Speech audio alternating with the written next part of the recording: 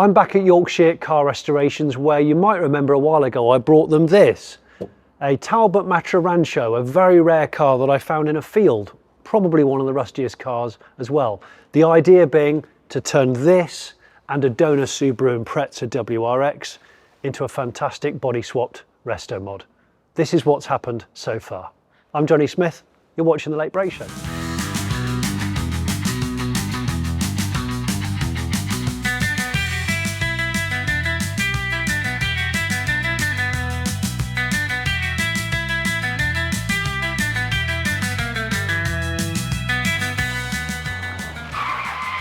So you will recognise the front of this, you probably won't recognise the rest of it.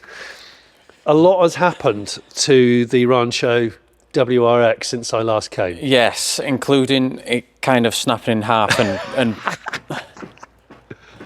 I don't think it should do that. No. I remember watching on one of your videos it doing that and being completely shocked. Oh God. Yeah, that's bad. Okay. How did it get to this point, you ask? Well, I asked myself the same question because it was my stupid idea to marry two cars. But this is the part of the Rancho that is not going to be used. Correct. Right? So if we work back from that, this is the bit that ultimately you have cut off. And aside from that panel, and a part of the front panel, the chassis of the Rancho will be no more. Yes. The engine and transmission will be no more. That is going to be donated to someone that has a Rancho and wants that.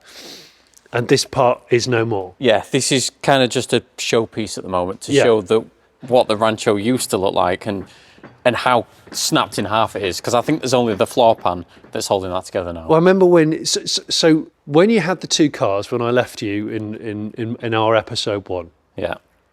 These guys are doing a very, very tight stage-by-stage process story of how you've arrived at this. And I'll put the link on screen and in the description. But we'll need to do, this is a detailed summary of how you've arrived at sort of this point. Yes. We know the wheelbases are the same.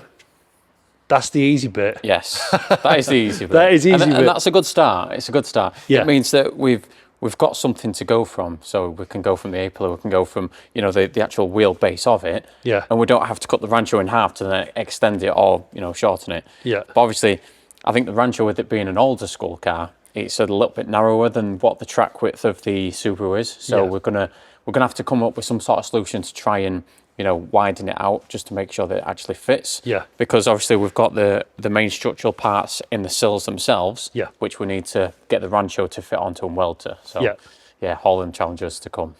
So in the earlier episodes of your Rancho build, what did you start with? What was your starting point of learning, obviously how bad it was rot-wise, because you put it on that ramp over there. Yeah, we only just put it on the ramp. Yeah. Because it was so bad that we didn't know what to jack up on. And the floor pan was absolutely rotten, as you can see. The chassis rails were gone, it was just crumbling, at the hand. So we kind of put the ramp arms underneath and kind of stood back and tried to jab it. Yeah, tried to take the car up. And it did stay in one piece until we started cutting it up. And I don't know how, I remember watching you saying, I don't know how it's not falling apart right now. I can't work out where the rigidity is. Yeah. Is it in the wiring loom, the carpet? I don't know. I think the carpet was quite a structural part of the car at that point.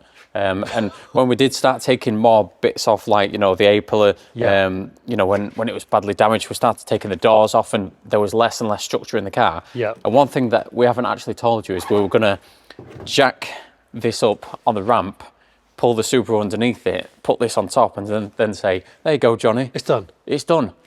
But at that point, we couldn't actually take it up because we put the ramp arms underneath. And this stayed on the ground while this actually raised itself up. Oh, gosh. Yeah, so that's how bad it was. Right. You can see all of this. This is what's left of the Rancho. That's the state it's in, which is absolutely crazy. Talk me through it then. Well, so we got it up on the ramp. Yeah. We saw how bad it was. we thought to ourselves, it definitely does need a chassis swap. So it's a good job you did the research for the Subaru. Yep. Obviously, we've got the Subaru in. We started doing, you know, general dimensions just to check that everything would work. We then had a bit of a dismantle with hands, you know, trying to take everything off. Yep. Once that was done, the fiberglass body was a pain to take off. I saw that. It took you guys a long time because you obviously didn't want to damage it because it's unique to the Rancho. Yeah. Am I right in thinking from the back of what is a single cab pickup? Yes. Backwards is all just a frame of glass fibre. Yeah, correct. It's got the inner frame that bolts onto the two big box sections that go back that are sort of like up here. Yeah. But apart from that, it's just one big fiberglass section. And from the manufacturer, we think that it's been put on in 5 different sections and then it's been smoothed over and fiberglassed in. So it's never meant to come off. Right. So I think we've done a world's first by removing it in one piece without breaking it. I was impressed. I mean, it looked like it took a few screwdrivers. Yeah, and tapping in screwdrivers as chisels. Yeah. So this bit all just came off. Yes. And has been put down because we are going to obviously reuse that. Yeah, correct. And that's what forms the Rancho. Now, the Ranchos came in different variants, so you could have like a pickup style, you could have full window styles, you could have one that's like yours, which has got the fiberglass in there. Yeah. There's different variations you could use because the actual back frame is bolted to the pickup bed bit. The pickup bed bit, yeah. So there's actually different types and styles that you can have. And once we took everything apart, there was so much space that this Rancho took up because we had the fiberglass, we had the inner shell, and then we had the actual shell of the Rancho itself, you know, with the 2 pickup arms and stuff. So but yeah, you've definitely given us a challenge.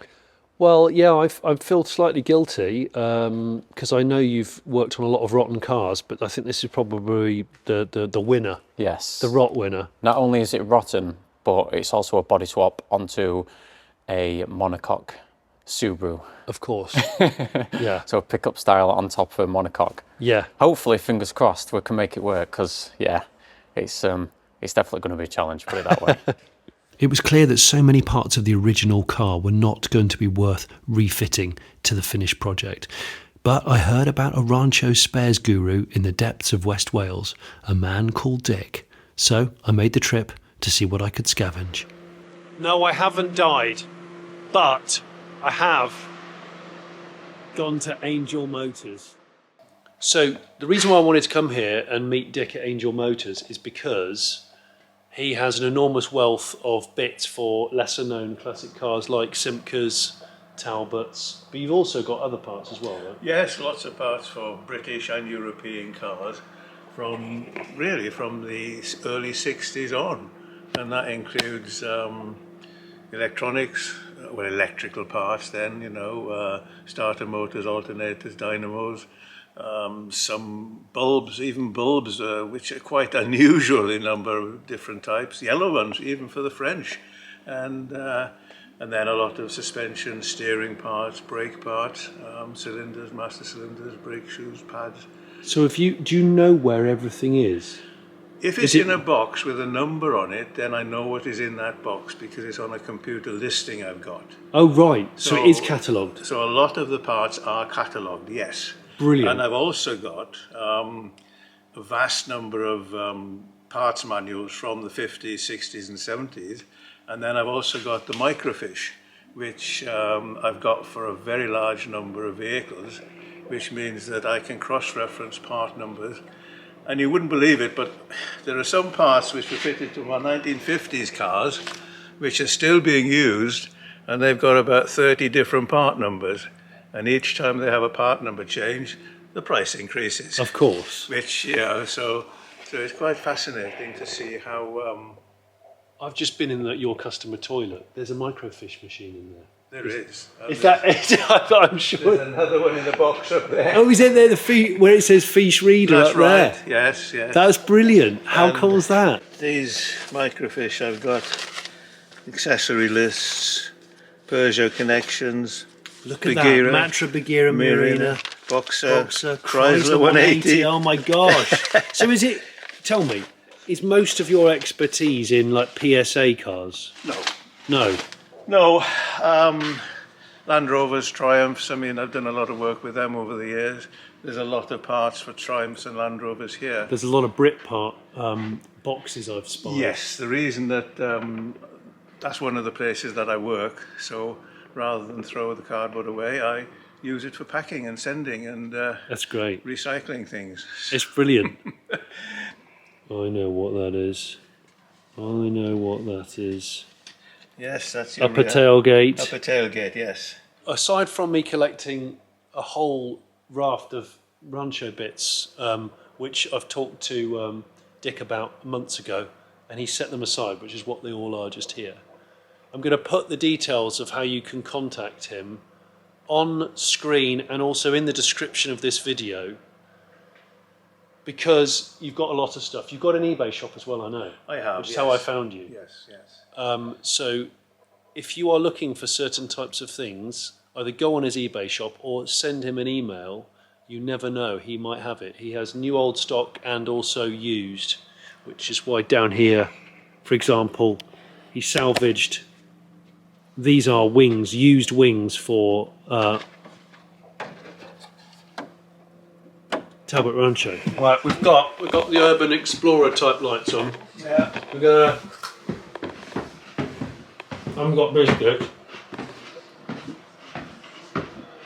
Just gonna go for a slightly deeper look. I feel like in an episode of the X-Files when you're looking down all of those. And I've got just a few water pumps. Haven't you? Flimin' heck. Water pumps. Yeah. And I'm looking behind you, what all those Quentin Hazel bits. Well, these are either wheel bearings or steering and suspension joints. Gosh, this is great. I'm gonna load up my van now of trusty Rancho treasure, and I'm gonna head away. But I want to say thanks ever so much to you, Dick, for showing me around your bits. This is great. I know we didn't need to salvage any of this chassis. We just needed to make sure that we kept as many exterior panels as possible. Yeah, correct.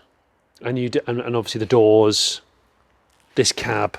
Yeah. I think the condition of the cab's actually okay, did you say? Yeah, it's not bad. It's just that this part that obviously has accumulated a lot of water on the bottom of the on the bottom of the windscreen. That's quite bad, and where it actually attaches to this. And then obviously down the A-pillar, it's just, as you can see, it's rotten. Destroyed, yeah. I think I actually turned your doors into Lamborghini doors You did. without any... You were just doing this with the door, which was horrible, because I was thinking you've got to work out on the Subaru how to anchor the doors on to obviously make sure that the aperture looks factory. And, Yeah, correct. And Yeah. that's, that comes a bit later. But to get to that point, what else did you have to do in the episodes? Because you guys have done a lot of episodes. Oh, we've done, many episodes. Yeah, we've done many episodes. Double figures, probably. Yes.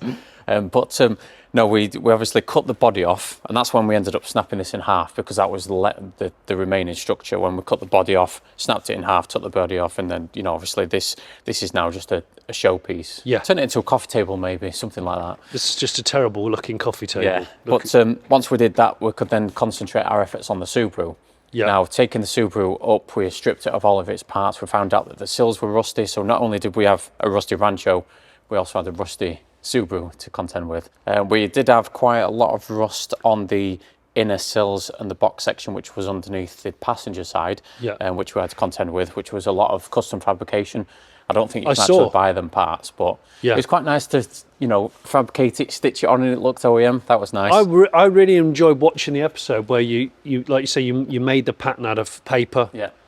And then you put all the original pressings into it, and then also there was some damage where it had been jacked up and crushed. Yeah, so a lot of the sills, like that front one and this back one on the Subaru, they were just squashed. People tend to just put ramp arms underneath and take it up and think that the pinch welds will do, will hold the car, but usually it just gets squashed, and then once it's squashed, you get water ingress in there, it starts rusting, it makes it weaker, and then it squashes even more the next time. So that's the only issue with that.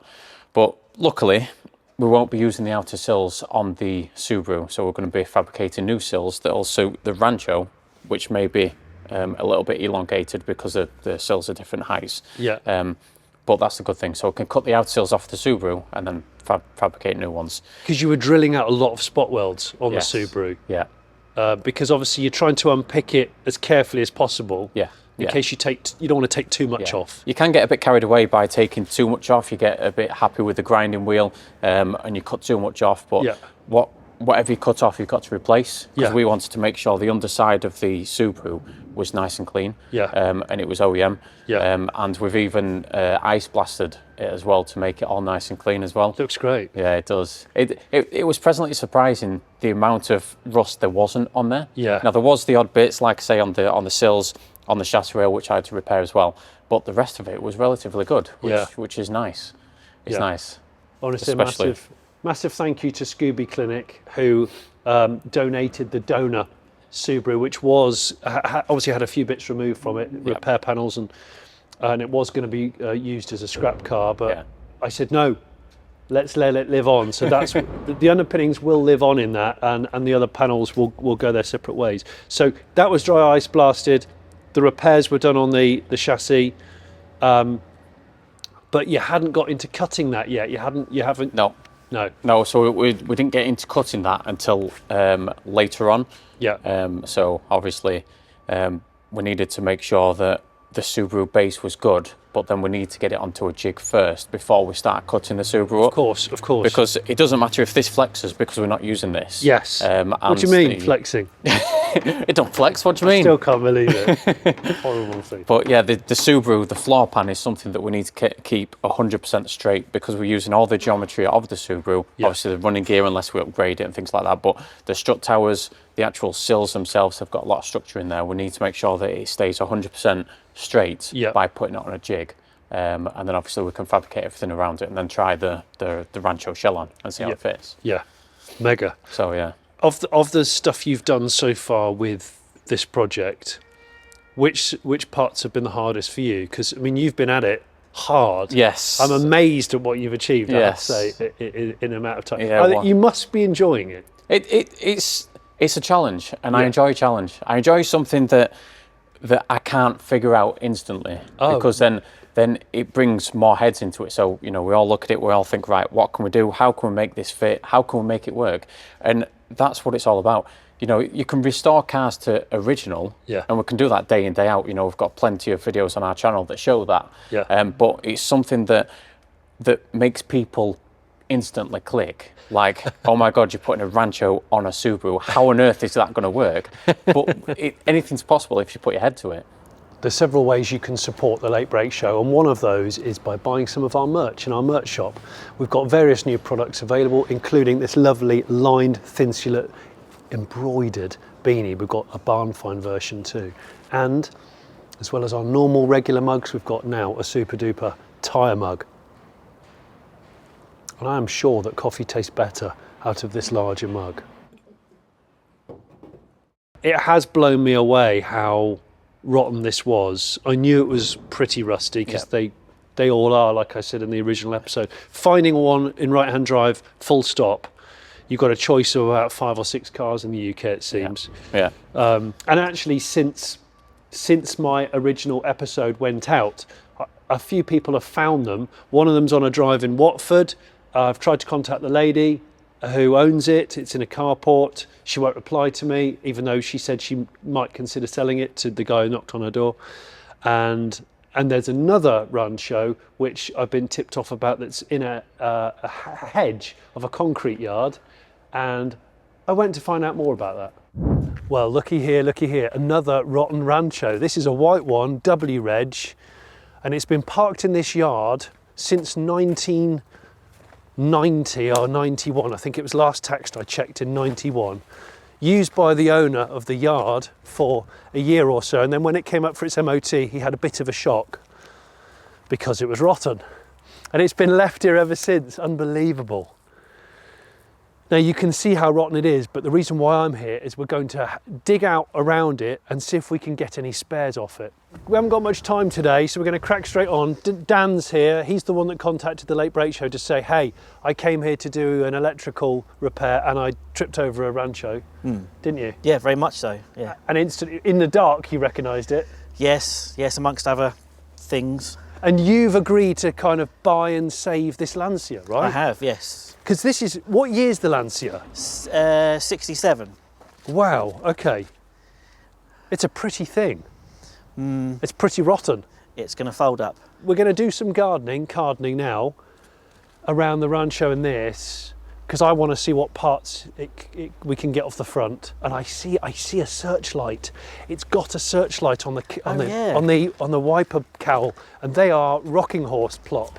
Because even if we just 3D print and scan this casing, I need those, and that base unit is for Rancho only. Is it? Oh, that's so exciting! Because I didn't see that in the pictures. We've not looked under there yet. No, I haven't. Should we lift the bonnet off actually, Dan? If I swivel it, because I don't think the bonnet's salvageable, is it? It's looking really horrendous from this angle. So the bumper bar's here. That's nice. You might not. I mean, that's like 1 second with that, isn't it? Yeah. This is better than the spare one I've bought and the one that the car came with, which is really good. What is it you call this in your videos? Detritus. There's a lot of detritus. I've never heard of that word before. It's one of my favourite words, detritus. You leave it in there? Yeah, just be careful. Look at that. That is in really good nick. Okay, good thing is all the interior plastics are intact. They're all brown. I think my car has grey or beige. But the brown is nicer. Not that I'm keeping the upholstery because it's probably not salvageable, but I need these seats in the middle row. I've got back seats because it's a 3-row car, remember, it was a 7-seat option. Yeah. So I'm going to take these seats today.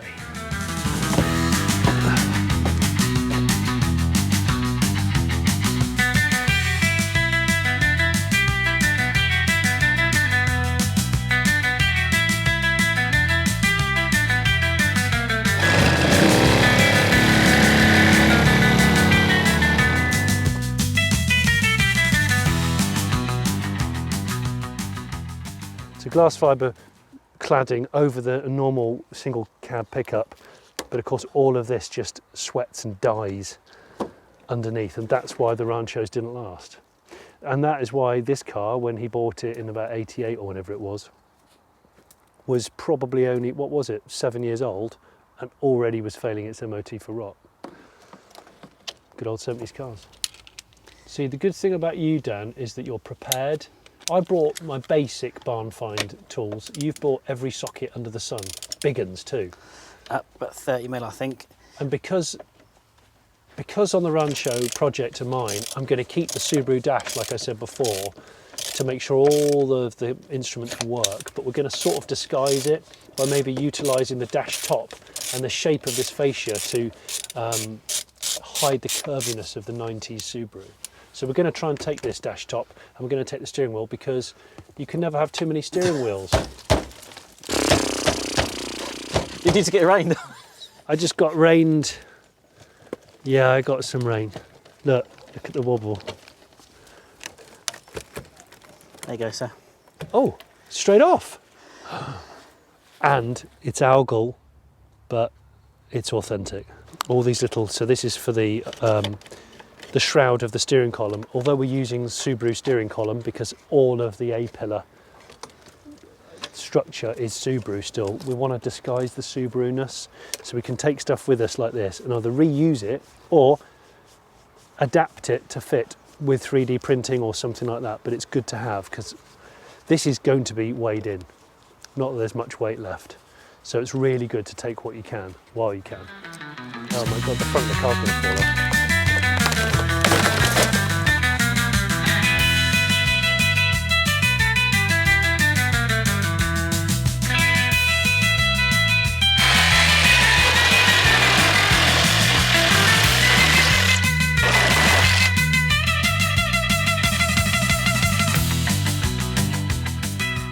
We're at the point where it's easier to just kind of grind the entire architecture of the dashboard. We'll take the whole dash out. There's even the parcel shelf there, which has been floating because it should be attached to an A-pillar, which doesn't really exist anymore. We're going to take all of that with us in case we need some of that, because when it's gone, it's gone. So I'd rather take it now, and at least we can weigh it in when we take it back up to Yorkshire Car Restoration. Now, is it really light because there used to be metal in it and there's not so much metal in it now? I have to ask that question because it's the Rancho. I think you're about right there, to be honest. Yeah, how's that? That's kind of balanced on there. That'll do. just perched on here for conversational reasons. So this is the frame which all the cladding was attached to. Yeah, yeah. So you've got bolt holes underneath here. Yeah. And this is what bolts to that big box section that attaches to this on the back. Yeah. So you've got a major structural section that goes sort of like from the B pillar of the car, and it attaches to the back. And then this is like the interchangeable thing. You can have, you know, different makeup of this. Yeah. You know, for the different fiberglass sections, or just make it into a pickup or whatever. Yeah. But yeah, this is bolted to it, and then the fiberglass cladding then goes over the top. Right. If you notice, I didn't know inside, this was metal at all, you know. I thought it was all glass fibre, but it is actually metal. Yeah, so this is the frame this is what gives that fiberglass the structure to obviously not crumple. But if you notice inside here, this is all recessed all the way around. Yeah. Now the fiberglass was tucked inside there, God. and it was all the way around there. It was in the back as well, and that's what made it so difficult to try and pop it off of this and up. Yeah. So that's where the screwdrivers came into place, and That was a proper team effort. That was everybody doing it, wasn't it? Yeah, pretty much. Trying to get the fiberglass off. And what they've done is, we think the roof was a separate piece, the side was a separate piece, and it had two separate pieces on the back. Yeah. And these were basically offered up, bonded on. They're actually bonded onto this frame as well in different places, and then it was fiberglassed over, so it was all one solid piece. Yeah. And that's what made to it give so it more difficult. rigidity. Yeah, that's what made it so difficult to get it off. So it was never meant to come off in the first place. Wow, you've done a hell of a good job getting that off. And just to remind you, remember the Rancho is based upon a Simca single cab pickup. They turned a pickup into an estate car, or the godfather of a crossover, a off-roader, whatever you want to call it. That's what this frame pretty much is, isn't it? Yeah, basically, yeah. That's cool. And then obviously the next thing that you did was to completely dismantle the Impreza. Yes, so that was the next thing. So once we got all of this off, we could then take the Impreza up, take the running gear off, you know, all the doors and everything, and try and strip it to its bare minimum to then be able to prep it, to put it on a jig, and then start cutting that up as well. Well, this is the thing. It's an awful lot of measuring and measuring again, because obviously what you don't want to do is realise that you've chopped it wrong. Yes. And you've buggered it up. Yeah. But ultimately, the Subaru that we're keeping is from about there down. Yeah, basically, yeah. With the exception of the strut tops. Yeah.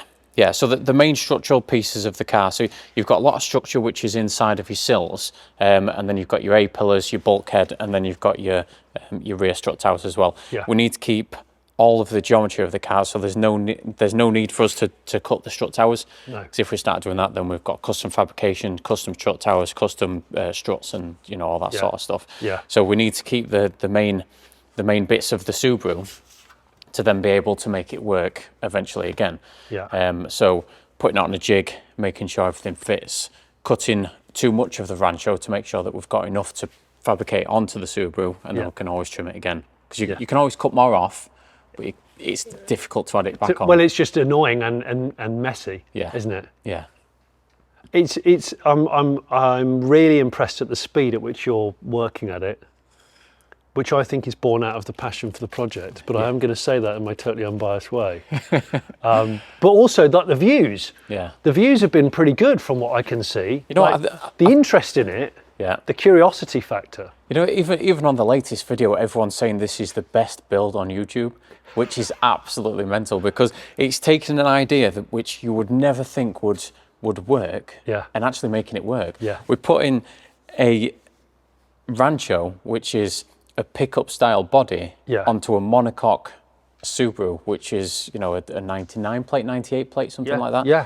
Which is, it's insane to think about. You're making something that is a one of one, which people would never think would work, and we're making it work. Yeah.